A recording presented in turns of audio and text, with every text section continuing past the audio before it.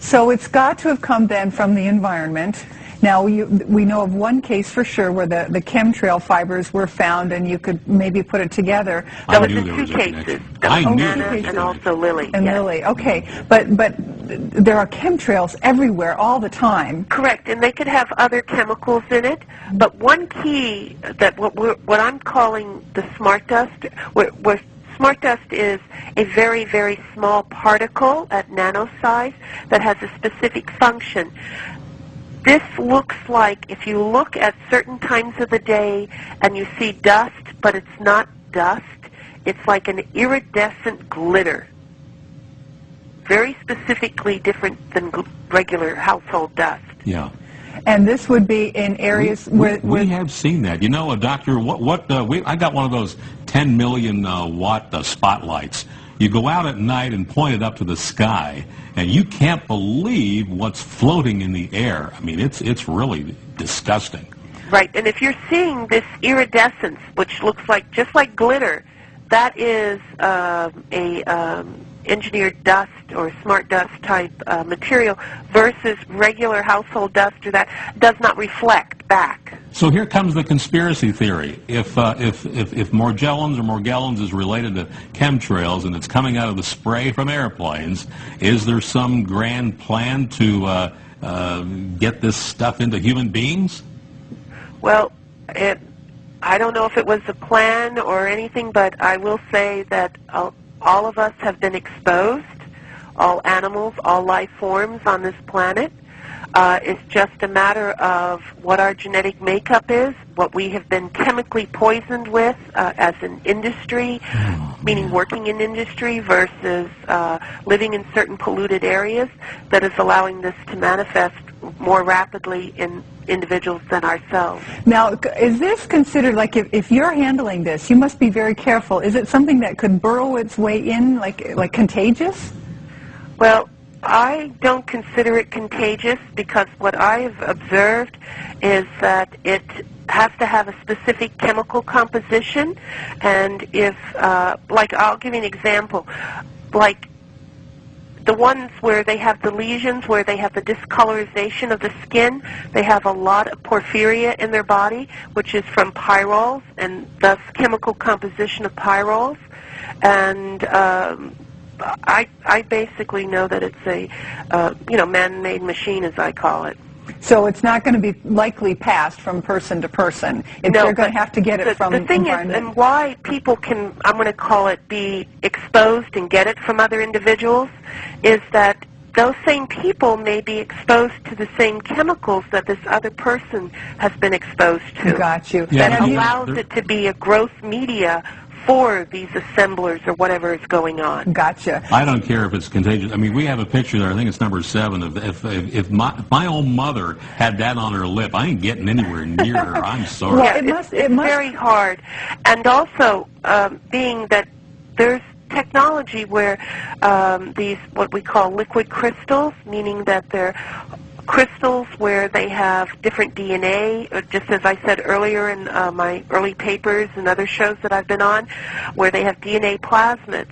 These DNA plasmids can be certain bacterias, sea anemones, shark venom, whatever it may be, okay? But it's where other scientists may not have found it or anything and call it parasites or whatever they may want to call it, because they never were able to get a whole matter of it, meaning a whole organism. So they're just going to compare it to a parasite, or think that it is a parasite. Right, but I would like to see some of them, do some DNA or something analysis. Sure. Doctors, now, what's the CDC? We did, but we only got chemicals, Right, right. What does the CDC do, or are they doing anything about this? I honestly don't know. I know in the very beginning, which was way back in September, October of 2006, they were going to do a study in California.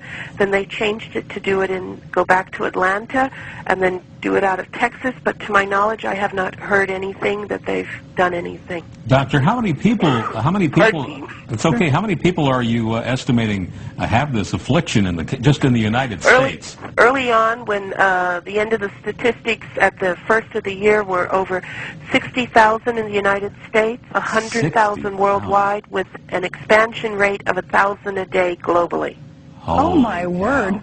Now, you said 60,000 in the U.S. Is there any specific part of the country? It seems more likely... 26% is in Southern California. The other majority is in Texas and Florida, but it is spreading. There is a relationship to, I'm going to call it, specific cities that have higher incidence. And you know, a friend of ours who's a chemtrail expert in Los Angeles says the chemtrail spraying there is just out of control. It's amazing. Do we have to do a break? Yeah, we have to do a break. Yes. We're going to take just another short break, and when we come back, see if there's something we can do to help people prevent this affliction. Stay tuned. We'll be right back with Dr. Hildegard Staninger.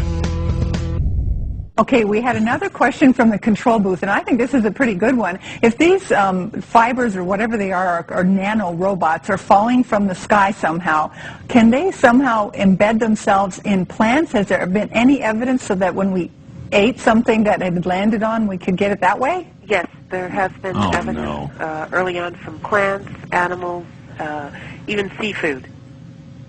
Oh, for heaven's sake. Meaning it's global. It is raining.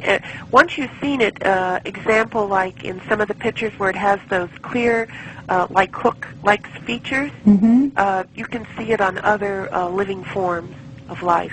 Doctor, I'm becoming very scratchy sitting here tonight. Yes. You know, this may be a crazy question, but like at what temperature, maybe this will tell us something, at what temperature do the fibers that protrude from the skin burn at, and do they melt? We had none of them melt.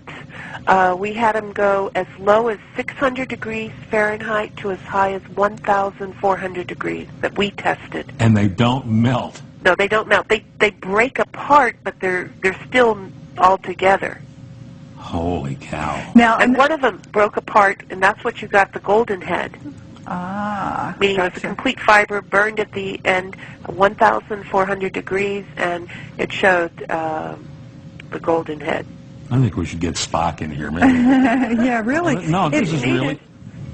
One of my questions, though, is, okay, we've got perhaps this falling from the sky. Obviously, you found that it's in the food we eat, even seafood. How can do we need to build our immune systems? What can help us with this? What this particular thing that we found is that it never stimulated the immune system.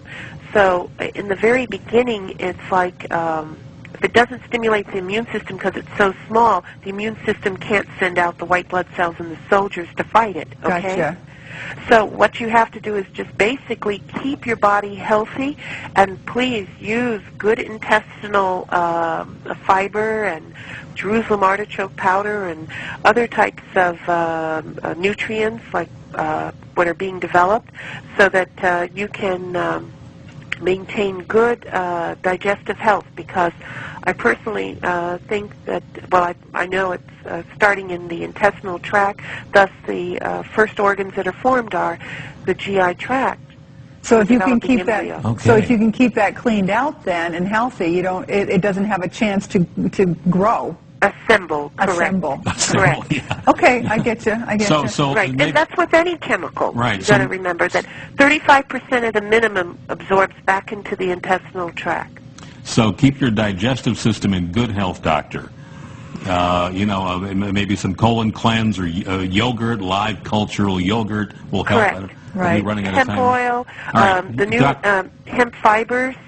Perfect. Doctor, we need to say goodnight to you. Thank you. Thank you very much for having me on. What an incredible bunch when you get news, will you please let us know and we'll get you back on the show? Yes, because we are working on countermeasures, and there is hope definitely out there. Okay? Thank you. Thank you. Thank Good you night. very much. Good night. Bye-bye. Well, if that doesn't creep you out, I don't know what will. Unbelievable. I knew there was a connection between chemtrails and this Morgellons, and finally, a leading environmental toxicologist has proven it.